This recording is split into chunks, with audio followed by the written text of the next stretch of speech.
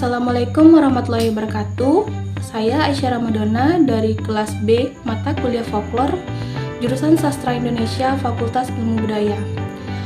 Baiklah, untuk memenuhi syarat ujian akhir semester, maka saya akan menceritakan sebuah legenda yang berasal dari Kabupaten 50 Kota. Indonesia memiliki banyak tempat-tempat bersejarah dengan cerita-cerita yang unik. Cerita-cerita ini ada yang berdasar fakta dan ada juga yang hanya disampaikan dari mulut ke mulut sehingga belum dapat dipastikan kebenarannya. Wallahu a'lam. Di antara banyaknya tempat-tempat bersejarah yang menyimpan cerita melegenda dan unik tersebut, salah satunya adalah makam Syekh Piobang. Makam Syekh Piobang yang terletak di Nagari Piobang, Kabupaten 50 Kota, Sumatera Barat.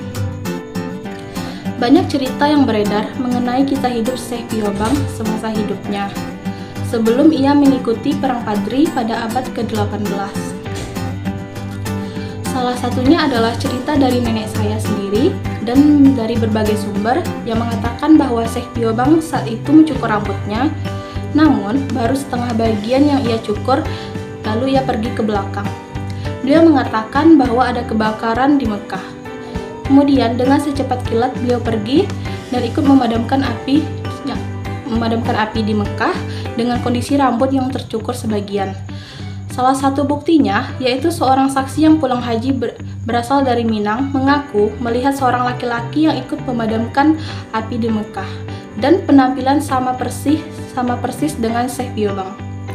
Dari situ akhirnya banyak masyarakat percaya bahwa Syekh Piobang benar-benar ikut memadamkan api di Mekah. Kenapa Syekh ini dipanggil Syekh Piobang? Tentunya karena beliau berasal dari tempat yang bernama Nagari Piobang.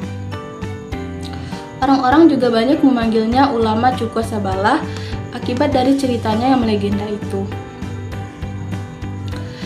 Syekh Piobang ini juga pernah menuntut ilmu di Al-Azhar, Mesir bersama kedua temannya yaitu Haji Sumania dan Haji Miskin. Pada tahun 1798, Haji Piobang, Haji Sumania, dan Haji Miskin di bawah pimpinan Jenderal Muhammad Ali Pasha ikut serta berperang melawan tentara Napoleon Bonaparte di Kairo, Mesir, dan mereka pun berhasil mengalahkan tentara Napoleon Bonaparte tersebut. Dampak dari kemenangan tersebut menghambat Napoleon untuk memasuki daerah-daerah yang berada di Asia, seperti India dan Indonesia. Saat perjalanan pulang ke Indonesia, ke Minangkabau, Syekh Piobang singgah di Mekah, sehingga mereka mendapatkan gelar haji. Haji Piobang pun wafat setelah berhasil mengatur kampungnya untuk menjauhi maksiat dan memberi nasihat untuk kebaikan. Ia kemudian dimakamkan di Piobang, Kabupaten 50 Kota. Nah, hingga saat ini, ia masih dikenang oleh masyarakat, terutama masyarakat Sumatera Barat. Dan makamnya tersebut juga menjadi salah satu tempat yang dikunjungi untuk orang-orang berdoa di sana dan memenuhi niat. Terima kasih, mungkin itu yang cerita yang dapat saya sampaikan. Assalamualaikum warahmatullahi wabarakatuh.